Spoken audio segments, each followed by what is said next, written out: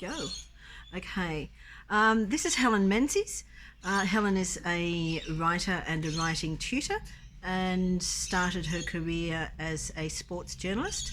And we're here to speak today about the Alice in Dunderland exhibition, Creativity and Mental Health, which is leading on to Truth-Telling and Consequences on the 1st of September at Tuggerah, here on the Central Coast, New South Wales, Australia. Just to make that clear. Mm-hmm. So, Helen, so we've spoken, quite a bit about this topic in regard to creativity and mental health. And one of the reasons that I was interested in speaking to you is because of your long experience as both a writer and a writing tutor, and you also taught ESL at one. English as a second language, so you have that cross-cultural perspective as well. And one of the things that we've spoken about is storytelling and what that gives to people once they tell their story, once they write their story at one of your classes, once they're enabled to speak about themselves from that perspective of making sense of life events and putting it into a story, into a narrative. So what have you seen from that perspective? I've been doing taking writing groups since 2009, so I've been going usually twice a year. Right. And people often, when they come to start the course, they come tentatively, mostly, and they say, "Oh, I haven't really got anything to write about. I've had such an ordinary life." And what I've discovered over those many years is there are no ordinary lives. Everyone's life is extraordinary. And what I find during the course of the group is that often people themselves come to realise how extraordinary their lives have been. And so people come sometimes because it's a memoir writing course. So the first thing I ask is, who's your audience? And sometimes it's family, sometimes they just want to write for themselves to understand more about their own lives, and sometimes it's for publication. All three of those possible reasons. The ones who are writing for themselves, often they come because there's something that they haven't spoken about, right, but really know they need to speak about. And for those people, I work from the basis of you are as sick as you are secret, and that's really helpful to people. And I think it is that thing of writing is such a healing thing to do, really. It's that notion of making whole. And if we come from the perspective of our lives as having been just so ordinary that they're unimportant or exactly the same as everyone else's, and they never are. No one's life is exactly the same as anyone else's. I mean, and you must have seen that vast diversity since 2009, so we're talking long time. Maths is too hard, but long time. Certainly that's so. Yeah. And we finish each group. It's an eight-day course, every morning for 8 days.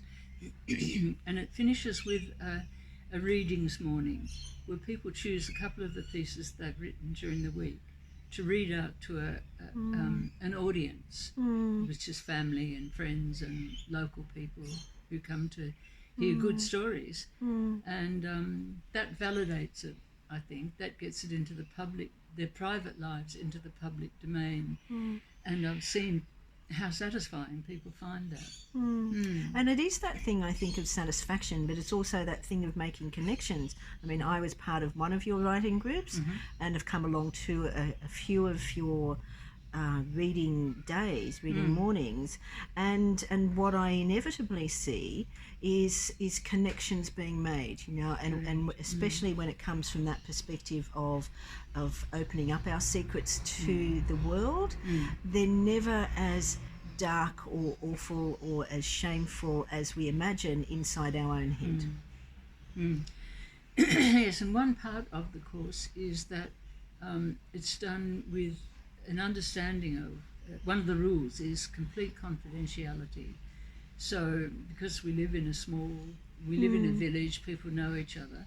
If you're going to ask people to write honestly about things that they haven't written about before or exposed publicly before, that confidentiality is very important. So for the readings mornings, people choose their own stories that they want to read, and so they can be as self-revelatory as they want them to be, but no more. And that's an important thing to be taken into account, and it's not something that I knew was part of your rationale, but that makes total sense, really, particularly taking into account that this is a very small community. Yes. And it's that matter of choice, people setting their own parameters as to what they're willing to take beyond that small group setting. That's right. Really, and I think that's really important. I think that's really, really important, because too much self-disclosure to the wrong people can be really harmful, I think. That's right. Yeah. Yep. So, so part of your background is also that you worked for the public service here in Australia in policy areas to do with disabilities And ageing. and ageing. Yep. Yeah, and certainly something that I've seen, having worked in aged care, is that satisfaction again of people telling their stories, really, and to their others, and in a group setting, and also coming from that perspective of my life is too ordinary, but once people open up, they have lived the most extraordinary lives imaginable. Yeah. That's right. And so from a policy perspective, how does that translate into attempting to make policy from a systemic perspective that's going to serve people who end up in aged care facilities, who end up needing to be to make use of services which are available here in Australia? I think one of the important things is that since the Richmond report, whenever that was, moving people out of massive institutions and supposedly into group homes, which in fact that aspect of it has been very successful, but there haven't ever been enough group homes to cater for all the people who were in those massive institutions and who are still in need. So it's always a matter of resourcing. And by resourcing, what do you mean by that? Well, if you're going to take people out of institutions, you can't just take them out and dump them on the street. They've got to have other services to support them. And it's just an endless need for the services that support people to live more independently than they could live in massive institutions. Yeah, and I think that from an historic perspective, it's that recognition that the Richmond report was a stunning piece of possibilities. That's really, right. And it's that thing of when something is brought together from that place of seeing a problem and attempting to solve it, but then how that actually eventuates as a reality out in the community, and what unintended consequences haven't been contemplated, couldn't have been contemplated to a very large extent, and how things start off being good and right and proper and useful and end up being otherwise. So and I've spoken to you a little bit about this process in between, about how things don't end up working. Oh, or do end up working, but not wholly. Because I've seen a young man who was born with severe cerebral palsy and had always been all his life in a large institution, and then he was able to go into a group home with 3 other people, properly resourced with 24-hour carers, and his life was revolutionised by that. But then you see other people who haven't had that, haven't been able to access that sort of resource, who end up in places like boarding houses, which are large institutions, writ small. Yes. Really. Yes. So yes, it's an unintended consequence, but a predictable consequence. If you take people out of large institutions and don't have anywhere for them to go, they won't go anywhere. They'll just be... Yeah, and that's certainly what I saw when I was living in inner city Sydney, in Surrey Hills, and you know, and obviously that was decades after the Richmond report, but it was that thing of people who were on the streets, you know, who were homeless, who became addicts and alcoholics, you know, who may have left psychiatric institutions, and it's that best intentions and the realities of life, which makes this all complicated. It is complicated. I mean, it's economically complicated. So many people who are really in trouble with mental health problems or addiction problems need enormous amount of resources, one-to-one resources, to be of assistance to them, and that's taxpayers' money that's going to that, and it has to be balanced with other needs in the budget. And I have seen a young person with with mental health problems or personality problems, whichever you want to call it in this case, she would not live in a group home. Her needs were such, physical needs and mental health needs were such, that she had to be placed in a hotel room with 24 hours a day support. Now that's just not viable for very many people, but there are very many people who need that support. So it's really an insoluble problem, because the need is endless, really endless, and getting more endless, if you can say that, as the population ages and disabilities increase.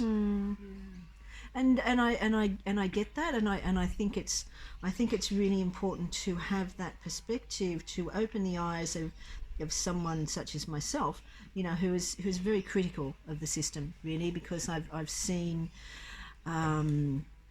so many lives ruined by systemic responses to individual problems. And as you say, you know, there's a certain amount of this being unsolvable, but I tend to take it back a step or two, and I'm taking into account that, as we spoke about earlier, this is a time of great change and great potential, you know, for good change in our society here in Australia, with a new government who's coming from a perspective of you know, a far greater level of honesty and integrity than we've had for the last decade or so. That's my very biased opinion.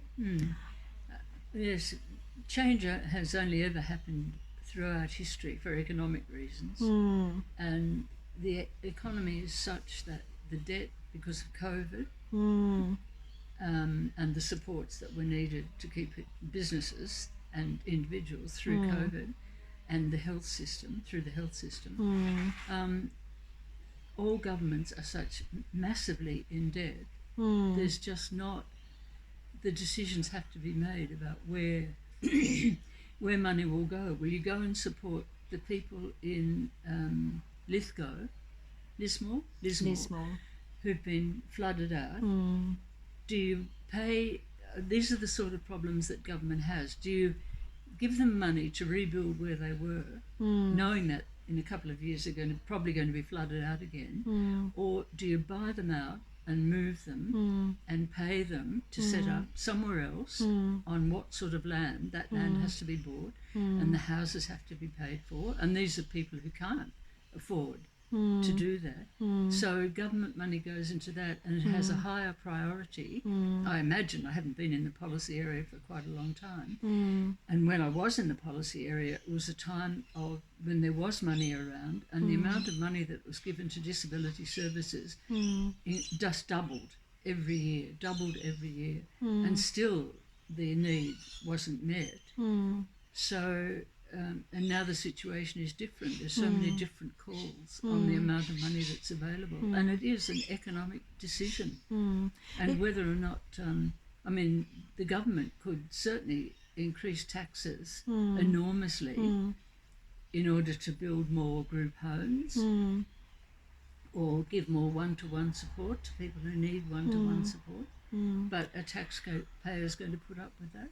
Yes, I mean, ultimately the realities of economics need to be looked at, but it's also that thing when you speak about the amount of money that's gone into disabilities, you know, doubling each year, each successive year. It's that thing of how people end up in disabilities, in the disability sector. And I come from the perspective of mental health and seeing that a vast number of people end up, you know, misdiagnosed with mental illness as a result of natural responses to life, whether it be grief and loss or depression and anxiety, you know, trauma, etc., and all of that range of life responses. And to a large extent, you know, it's people who are having natural responses to horror in their life, you know, for example, what you've just mentioned about the floods up in Lismore, you know, vast amounts of stress in regard to having lost their homes, you know, their businesses, their livelihood, of all of that. So that exacerbates the stress level. You know, to a large extent, stress will always subside after a period of time.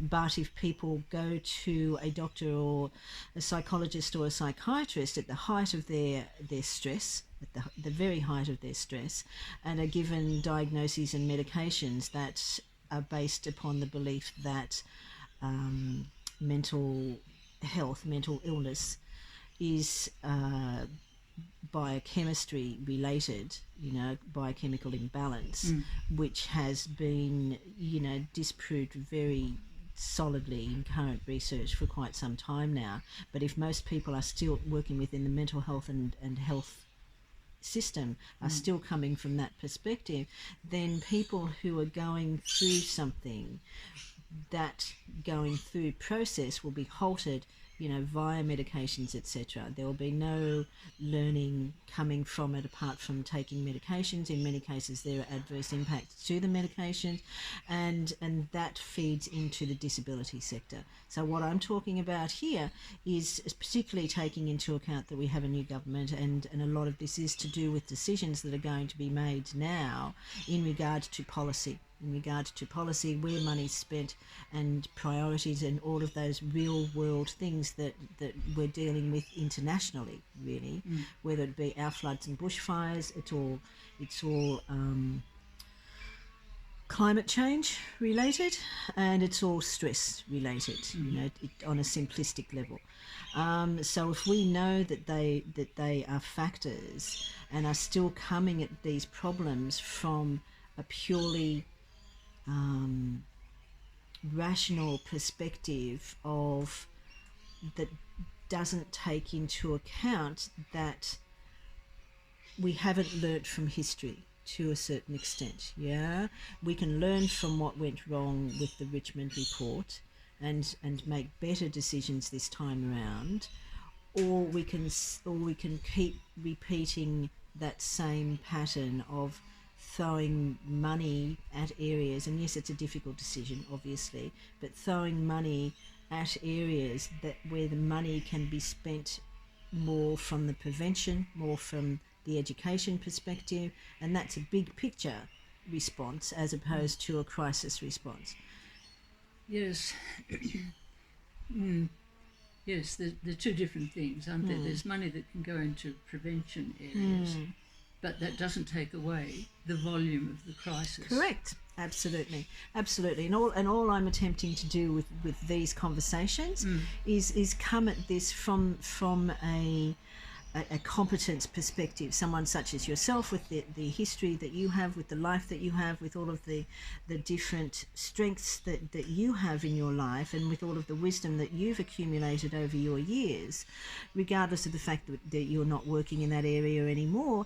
There's decisions will be made, and ideally they will be made from perspectives that are fed by people such as yourself who's lived this history, who's lived this history, have seen good policy put in place or attempted to be put in place, and then the results not panning out. And there's always reasons that things don't pan out. So what would it look like? What would the system look like if you what could would the design system it? look like? And that's the question. It would be that thing of getting together people who have both the experience from a policy and intellectual perspective, but also coming at it from that perspective of lived experience. Well, of course, policy is only developed in consultation with people. Yes. And so it's not like it's done in an intellectual vacuum. No, I guess I just come from that perspective of having seen policies brought together from a research base which has been disproven, really, and it's having seen the great strides having been made by the disabilities sector from that perspective of nothing about us without us, so that everything that I know about the world of disabilities, the people that I've been in contact with and worked with for a long time, it's very much a matter of empowerment. That's the thing that I've seen in the disabilities sector to a large extent. And obviously there are people, as you spoke about, who will always slip through the cracks. Really, that will be it. But I'm just talking about better rather than just replicating the same thing, and coming from a research base that has been biased from the beginning. I don't think it does come from a research base. That's not my experience of policy development. You don't think it comes from a research base at all? I think it comes from a base of information coming from a whole range of things, of areas, and definitely including the Council for the Ageing and the whole of the disability sector. One of the things I did was write the disability policy framework, and that had to go through Parliament, and what it did was commit every government department to a whole range of things that were meant that they had commitments to people with a disability in their area of work. And that was signed off by every government department, and they have to report on it every year. And that was developed through very intense consultation with the disability and ageing sectors. Certainly research, of course, it'd be silly not to make use of the findings from all around the world. And it's not that research is only saying this is the old way to do it and the right way. Research is up to date. It includes the latest contemporary conclusions. It still comes back to the same problem of why I keep asking you, what would your policy implementation actually look like? What's your answer? I don't have the answers. Yeah, I do not have the answers. This is why I'm asking the questions, really, because it will come from a range of different thinking, and I guess I do come back to that thing of the difference between a physical disability and mental mental difficulties, mental and emotional difficulties, and from a cultural perspective, what we've inherited in the Western world is, over the last however many decades, we have inherited that belief that mental ill health equals physical ill health. Hence that thing of take your medications the same as people take insulin for diabetes. Yeah, I mean, and that was a metaphor that was put out by psychiatry as a way of enabling us to equate one with the other. And So say that you've got someone with, say, severe depression or PTSD for some reason, and you don't have them in the Western medical model at all. What would they need? oh well, mostly what particularly when it comes to depression or PTSD, and it's it's that continuum really where there's all so many similarities that it's difficult to prize things apart. But certainly what I've seen from traveling, and certainly what I've seen from cross-cultural research, and my background as in anthropology is like, for example, post the tsunamis in Sri Lanka, Philippines, and mental health workers going over to communities to help with the aftermath of this. Whereas something that was handled by the community is handed over to a professional, really, and handed over to a psychologist or a psychiatrist, and taken out of the community, and that's a very different environment. It's a very different reality for the person going through this, where you're speaking to your family, to your neighbours, where that in mourning ceremonies in different tribal communities, there's wailing, vast amounts of wailing, that natural response of crying over death and loss and grief. Whereas here in I'll say Australia, it's that thing of stiff upper lips to a certain extent, that you can only cry so much, and if you cry post that, and if you cry post that 6 weeks period, I think in the latest DSM, you have complicated grief past 6 weeks. It's not just ordinary old grief;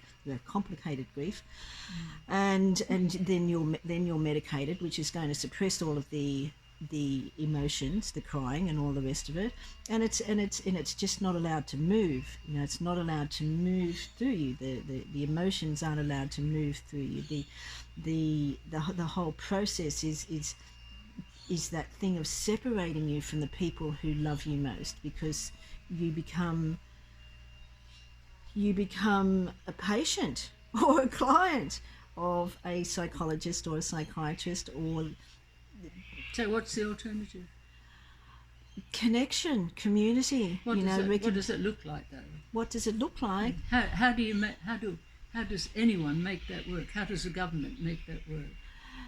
It's not the government's business to make that work. Whose business is it then? It comes back to what's been taken away, from our sense of who we are and how we handle life. But how are you going to change that? I think it's already changing, and a lot of it is changing by having these sorts of conversations, really, and it is coming from a cross-cultural perspective, and it is coming from a lived experience perspective, where people who have been badly served by government or by policy or by mental health systems, have been badly served, and people speak to each other. This is what goes on behind the scenes when we're speaking about people connecting up with each other on the internet, speaking about their diagnoses / misdiagnoses, the theft of their human rights, when it comes to forced medication and forced psych wards, all of that sort of stuff, really, because that's the barrel, that's the category that this has been put into, that it's something that is deeply wrong with you. Particularly when it comes to what we were discussing earlier, when people have such extreme experiences in their life, and their reactions are extreme. So people are speaking to the gods and the heavens and all of that, and opening up doors that otherwise wouldn't have been opened. And in certain cultures, that's a totally normal thing. But you're having a chat to God and the gods and the spirits and all the rest of it, and your community knows about it, and that's fine. As opposed to if that same response happens here to an Indigenous person who's separated from their community and finds themselves in the local psych ward or hospital or whatever, then, you know, and I know that this has happened, I've seen it happen, you know, they will end up with a diagnosis of schizophrenia or bipolar, etc., because they've gone into a different reality. That's all it is. They've gone into a different reality. So let's take that as an example of that Indigenous person. What would be a better way to get to the outcome that you're talking about? All it is the training and the education of the person that people in extreme states speak to. You know, if they're not within their community, I mean, and so much of this is to do with loss of culture anyway. You know, if you've been so enculturated that you have lost contact with that part of your heritage, and that doesn't matter whether we're white or black, white or brindle, it doesn't really make that much difference. If we've lost contact with who we are as a human being and put all of these experiences into a bag that says that we're incompetent of dealing with life and must consult a professional in this field, and if that professional does not validate any of our internal experiences that involve, you know, gods and demons and all of that, and if their interpretation is that that's indicative of severe mental illness, then that's it. You know, well, that's the end. What would have been a better way to deal with that person, to help that person help themselves? The better way is to speak to people who know that this is a reality. To speak to people. Who are those people? Well, I'm one of them. Yeah, that's really? one. Yeah, and you know, there's vast numbers of people, you know, and internationally. So is the internet helpful in that way? Absolutely. Is that the most helpful way? Absolutely. For people to connect who haven't been able to connect? Yes, if there's, I mean, and to start off with, yes, because we are speaking about things that have been made into matters of shame. You know, that you have lost the plot, or you have slipped over the edge, or you've gone mad or insane, etc. So to just bring it down to reality, so that Indigenous person you were talking about, what could that person have done? Spoken to someone else, really. I mean, I'm thinking of people who, and I think people either identify themselves as someone who understands this area of life, either by personal experience or by research. So how does the person we're talking about make contact with those people? Well, there's an international organisation called the Spiritual Emergence Network. I mean, and they've been doing research in this field for decades. There's another organisation called MAD in America, which has offshoots into MAD in the UK and MAD in various other countries around the world. And this is an organisation that looks at the history of mental health, and particularly in regard to the research base, and particularly in regard to human rights. So that person we're talking about, the individual we're talking about, was it she or he? She. It doesn't the individual matter, is a he. It is. Yeah. How does that person know to get in touch with any of these organisations, and what's the practicalities for that person, Indigenous person with mental health in inverted commas difficulty, know to get in touch with someone? And that's the problem. You know, that is. And what's the solution? It's. I guess the solution, you know, is to slot this sort of information, this research base, this recognition of a better way of dealing with these areas into systemic responses. You know, that's the answer. You know, and that's the answer, and that's exactly where this truth-telling and consequences things come from. What would it look like for this individual, this person? How is she going to know to contact someone who can be of help to her?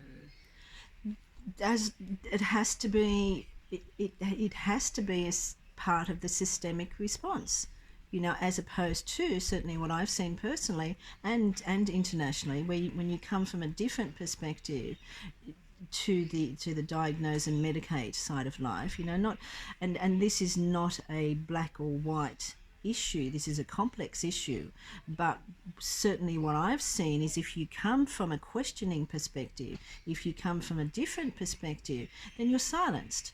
And this certainly happened to me, in that I lost my job when I questioned the systemic response, regardless of the fact that the investigation showed that the person that I'm speaking about had been misdiagnosed and should not have been medicated, was self-harming. But that's irrelevant. That's irrelevant because the systemic response, backed up by the education and training that the people that I was dealing with, said different to what I said. Really, and that's it. And that's, so the answer to your question is that all of this that I'm speaking about here, all of these alternative responses, they have to become, part of the systemic response. Otherwise, what's happening now is that people will speak to each other. People will speak to each other personally, and people will speak to each other online because the damage done by a systemic response that diagnoses and medicates natural things, is horrendous. Is absolutely horrendous, and I'm in contact with those people on a fairly constant basis, and because of the human rights issue, of forced medication and forced, hospitalisation, those people, have lost both their right and their ability to speak about this, in that they're drugged to the eyeballs, really, or have got ECT, and that's the reality of the situation. So for that to actually change, this systemic response needs to change. It needs to incorporate this other side of things. It needs to incorporate this recognition that we are human beings in general, that life will happen to, and that we have been misled about our responses to that. If I think of people that I know here in this community who've lived through the Second World War, their comparison to the ability of people to survive now we're talking global warming and COVID and all the rest of it, they having come through Second World War and being bombed, etc., and all of the death and carnage that a world war was part of. None of, there was not this huge number of people who were diagnosed and medicated, because there was community, because there was family, because there was closeness, because society was different then than it is now.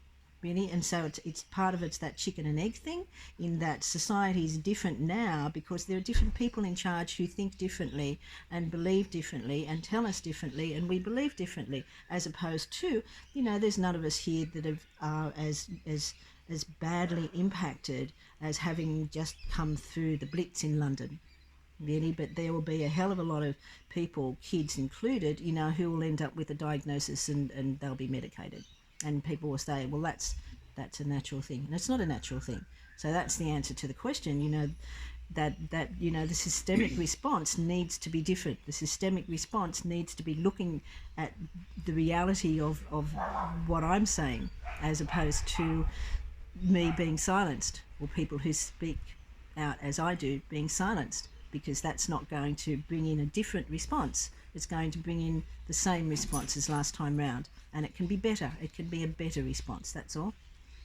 It would certainly be helpful if there were few enough people with needs that the needs could be met in the way you're talking about by one-to-one follow-up. It's just not possible.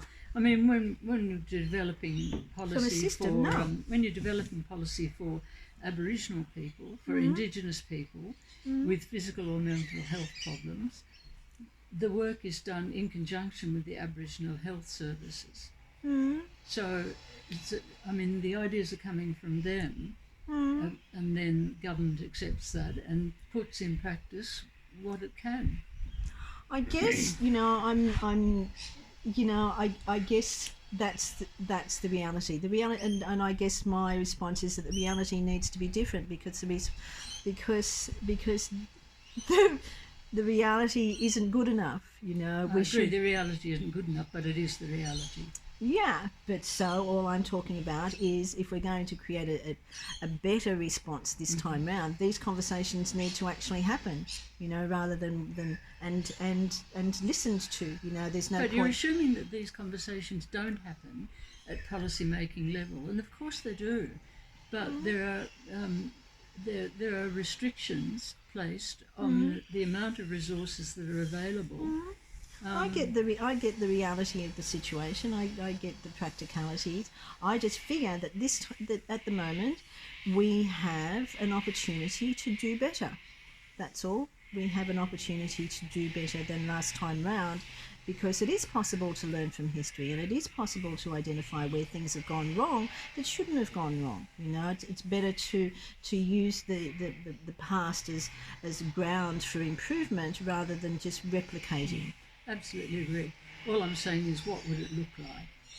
And in too many words, I've said what it will look like, really, and what it needs to look like is alternative responses to this. But what do they look like?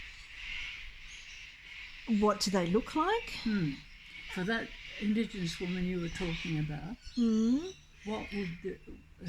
what was needed by her? How would it look like to put that into practice, and who would do it, and who would fund it?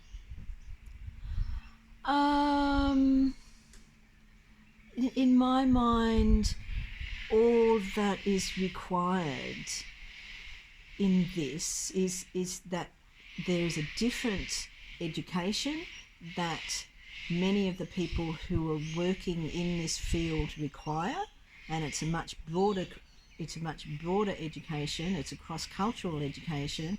It's a recognition that that there are other ways and better ways of treating this Aboriginal woman. And what it comes down to is that if I or anyone that I knew ever found myself in very great difficulties in my life again, I would know to ask of the person that I'm speaking to. I would, in this theoretical situation, I would have enough marbles still happening up there that I would know to ask the doctor or psychologist or psychiatrist that I'm speaking to, what is your training? What is your training? What is your education? What do you believe when it comes to what I'm going through? If I'm talking to God, or if I've got a great mission, or if I'm being attacked by demons, what do you believe about that? Are you ticking off boxes in the DSM? Are you seeing all of this as symptomatic of mental illness that's genetic?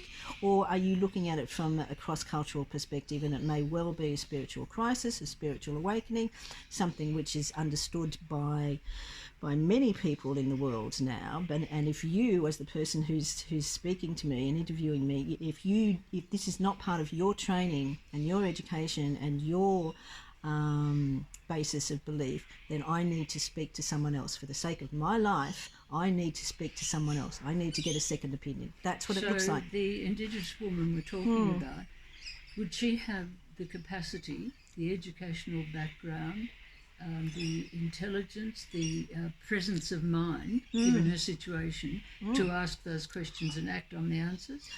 Quite possibly not. So then that's what, the luck then of the what draw. Then what does she need? Well, how can she be helped? She needs someone beside her who can ask those questions. Okay. And this just gets into that so thing. So you're talking about one-to-one, and that can happen to a certain extent, but it comes back to the education. That they can't be dealt one-to-one. No, but it comes back to the education that people who are being trained. Sorry? There's the split again between prevention is education but dealing with the crises, and the crises are almost insurmountable because they're so massive. And so we're speaking possibilities, Helen. You know, I mean, and if none of this is a possibility, if none of this big picture thinking is a possibility, if there is not a chance of influencing the education system so that people who are going out to help people in this area are doing less harm than good. Yeah, I certainly agree about the education. All of that. You know, if that is just made impossible from the beginning, right, then there is no point. You know, then there is just no point, because all that will happen is that it will be the same response that will do the same damage, and it will all come down to no one thought that this was possible. No one that anyone spoke to, regardless of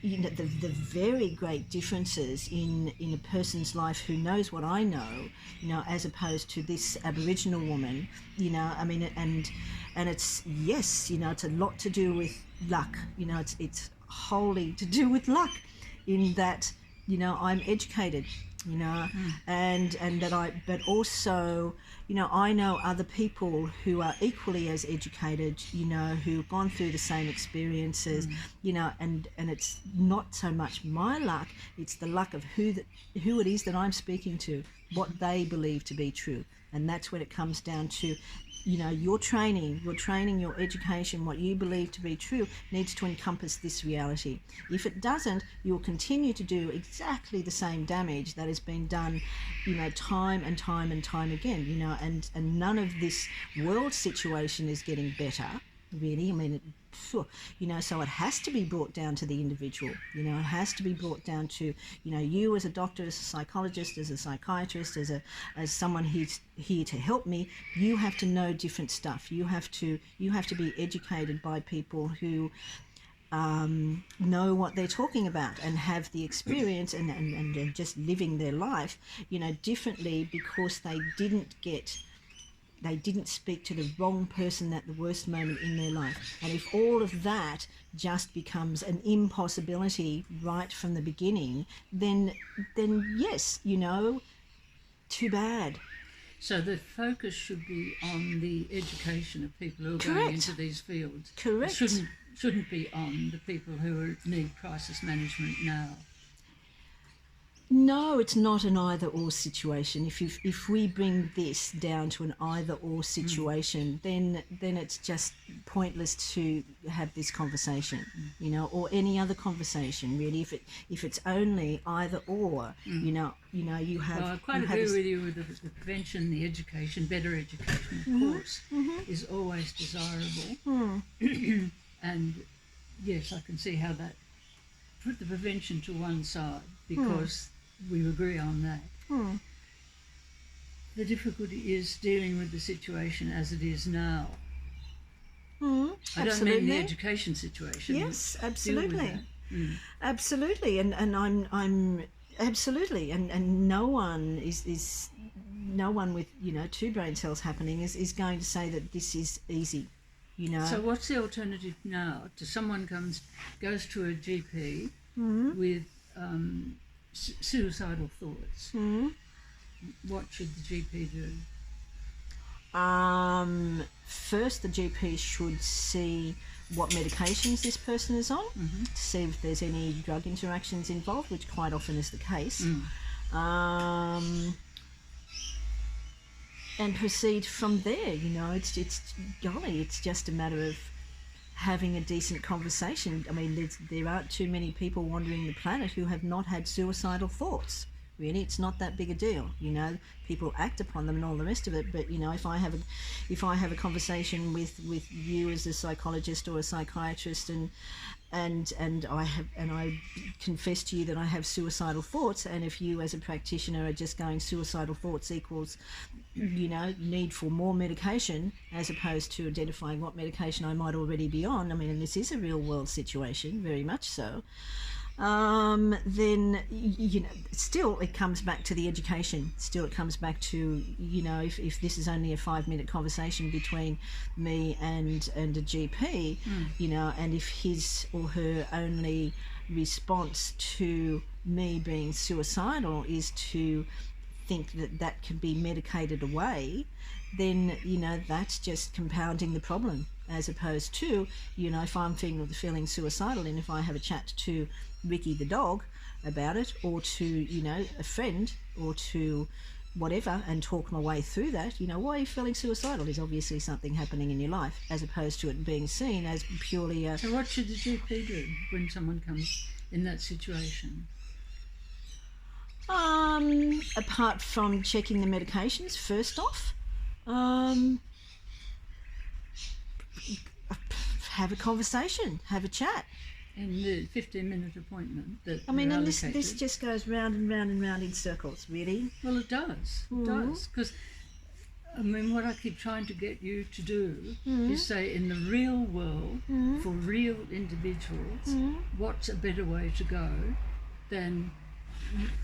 all you can do is go to your GP, and the GP can assess it and... why do if I'm having suicidal thoughts, why is my first response that I go to my GP? What as should opposed your first to... response be then? I don't know, golly, have a chat with a friend, someone who's a good friend, someone who's a member of my family who understands, and basically saying that, and that's the teaching of Lifeline, has been for quite some time. You talk about this, it is not necessarily indicative of, you need a drug. Really, but that's the response. That's the systemic response, because suicidality is seen as indicative of possibly mental illness, when quite often it's just a response to life, and you're feeling really, really, really, really, really awful.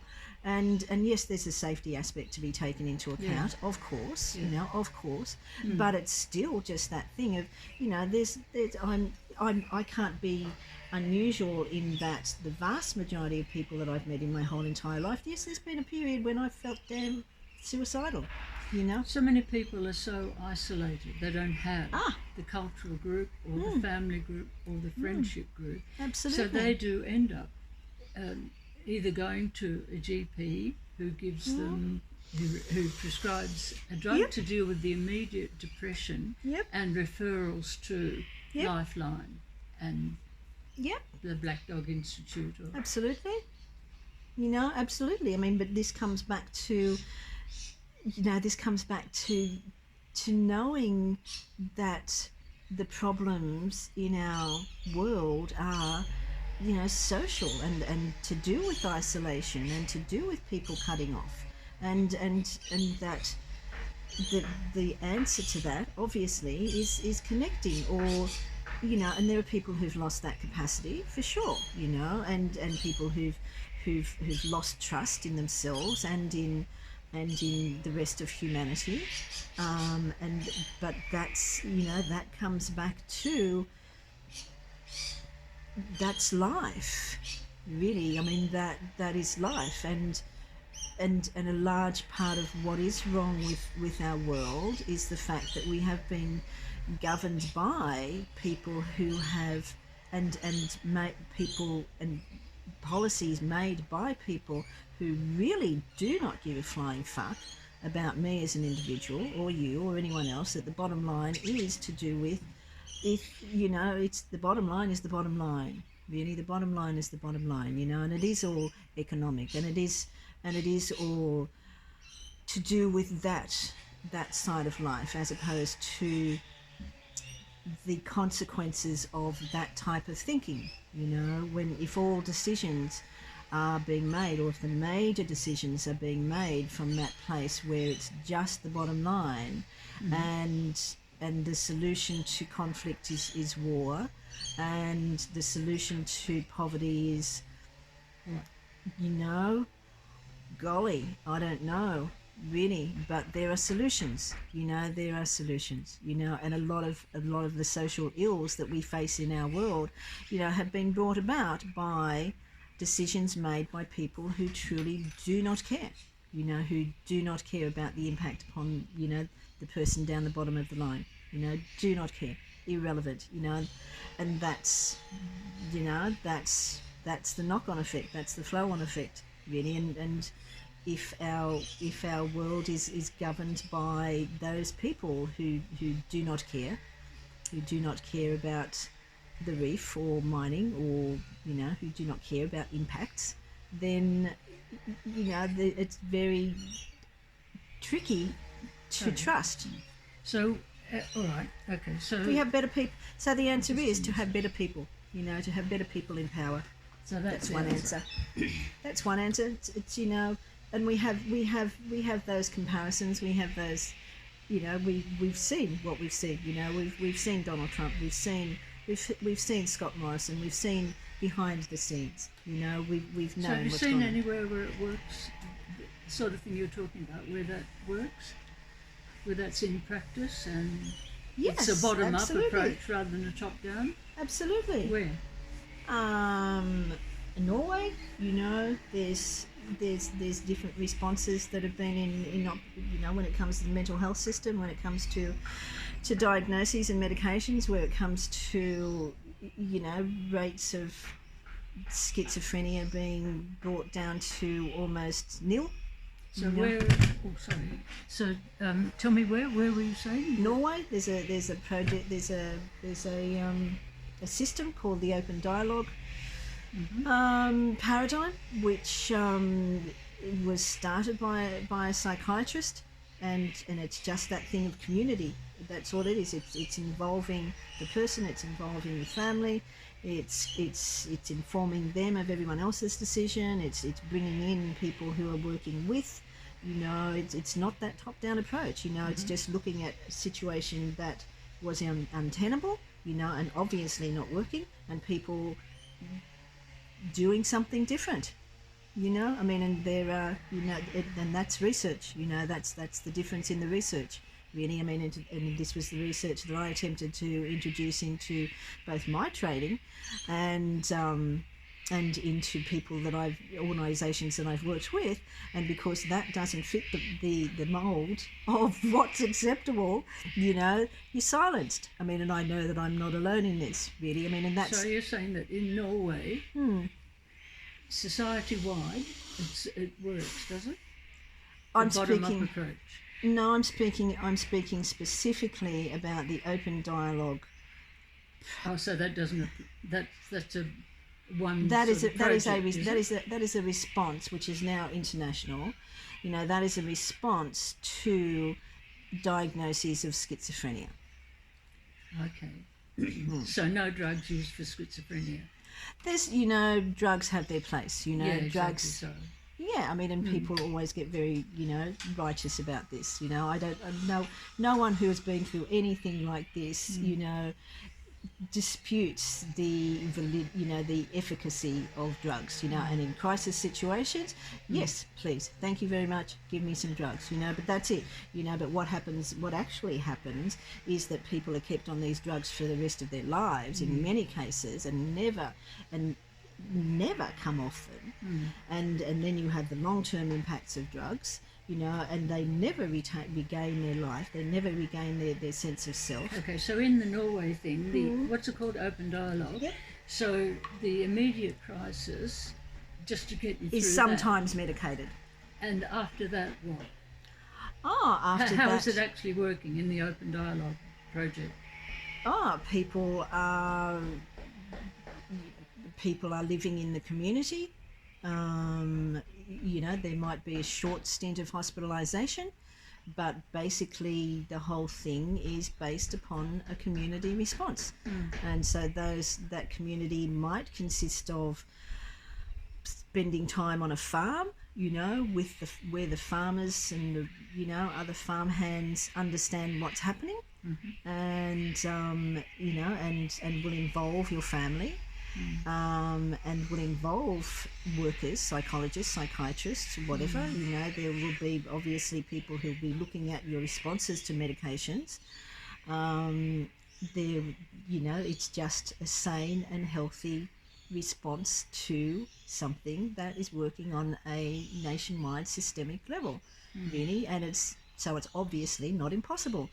It's obviously not impossible, and this has been replicated around the world. And where else? I'd be interested to follow up. oh, Where just else Google. is working? Google. Just Google. What? Google what? Open dialogue paradigm. Open dialogue project. Google. Vast numbers. Interesting. Yeah, I mean, and this, I guess, comes back to education. It just comes back to these sorts of alternative ways, Hearing Voices Network, these sorts of things which have largely been brought about by collaborations between people undergoing these experiences and professionals who have seen that the system that they've been trained in does not work. From from the perspective of a person actually coming through this and getting well, and that happens. That totally happens. It's not this thing of a lifelong disease. It's just not. But if these alternative ways of doing this, which totally work, are not allowed into the education in the first place, and I've certainly experienced that not being allowed, because it upsets the status quo, because it challenges a lot of reputation. If it's not allowed into the education system in the first place, then all of the people who are being educated in it go out believing only what they've been taught. I mean, and that's the thing, you can't not know this stuff. If this is your business, if this is your profession, and you neglect to look at this whole other side of research and life and just go, no, it's a whole bunch of people who've just made this up. They look well, but they must be lying or something, then that's the fault. That's the flaw, and it just does come back to that, and that's the reality of the situation. And largely, the response to your question is that it's about honesty. It's about honesty and integrity. It's not about people protecting their reputations or their research base or the status quo or whatever, and shoring up something that is just there because it's there, even though, there are other examples of, no, this works better. Let's have a look at this stuff. Let's have a look at that. Let's be open-minded. Let's see what's working over there and how those people are faring, really. Let's do that sort of research, which is pretty simple. Yes, and I assume that the research that's being done that is the basis of government policy as it is now would include understanding all of that. I would hope so. I would truly hope so. When you talked before about policy being based on research, don't assume that the research is old research. I mean, it's contemporary research as well. So absolutely. I'm just recounting my experience, my personal experience, which I know that I'm not the only example of trying to introduce this sort of research, and if it challenges, for a start, vast amounts of pharmaceutical money, if it challenges that power base, then, many people lose their jobs. People, doesn't matter whether they're scientists, that are saying something different. Hey, look at this. Oi, look at this. Oh, bugger off. That. People lose their jobs, they lose their professions, they lose their career because they say something different. And because they're honest, and you know that to be the case, so I know that to be the case. It's not as if, any of us are making this up as some sort of mad conspiracy plot. But it's still the status quo. It's the status quo, and this is the time now for challenging that status quo, really. And it's possible. Change is just a part of life. Really, it's just a matter of people going, let's see what's working better, really, and that's now. That's my view of now, anyway.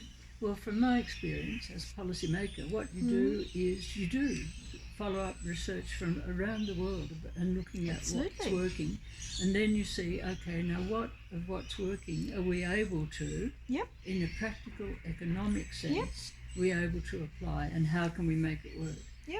I mean, you do that. Absolutely, That's but part of policy development. yes, absolutely. But But I mean, it butts up against what's possible to fund. yeah, absolutely. Yes, I mean, and I understand those practicalities, but if none of this conversation, if none of this conversation which involves new information, if that doesn't happen, if someone, if someone as part of this conversation is not going, oh, I didn't know that, I might suss that out, I might check that out, right?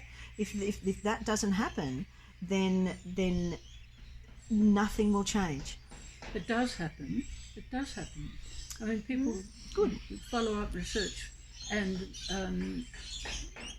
do comparative studies about look what's Absolutely. happening all around the world, and then you butt up against okay, where are we going to get the money to put this into practice? Given that we've got this crisis, exponential crisis that we have to, if we don't deal with the people who are an immediate need now, that's dreadful for them. You have to deal with that.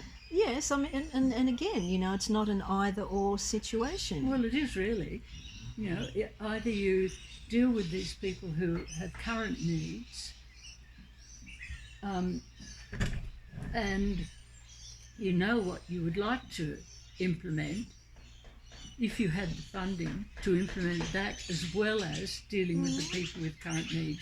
Now, what you can do is give money to the education sector so that it educates people better who are coming out into the field, including GPs. You can fund things like Lifeline so that people in this category have somewhere to go other than their Absolutely. their medicine. Yeah, absolutely. I mean, so yes, absolutely, yes. But all it, so yes, yes. I mean,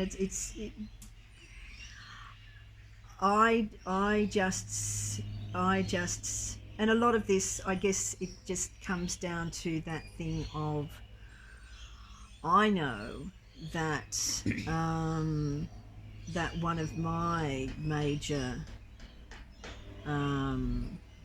beliefs in this area is that people need to protect themselves against the mental health system. They need to do their own research and to know all of these things about the open dialogue paradigm and the Hearing Voices Network and all of that. They need to know about that so that they are armed and equipped against speaking to someone whose automatic response, because of their training, because of their education, will be to diagnose and medicate. Really? So how could we get the information out to the ordinary people who have depression? Oh, well, for example, and this is happening, internationally online, and it's and I'm realising that yes, it's a very big step actually from having these conversations with vast numbers of people online for years, and actually doing the same thing and having the same conversation in your own community. Really, I mean, particularly taking into account this is a tiny community, really, and so yes, so I've organised a walk for psych. What did they call it? This came from Ireland.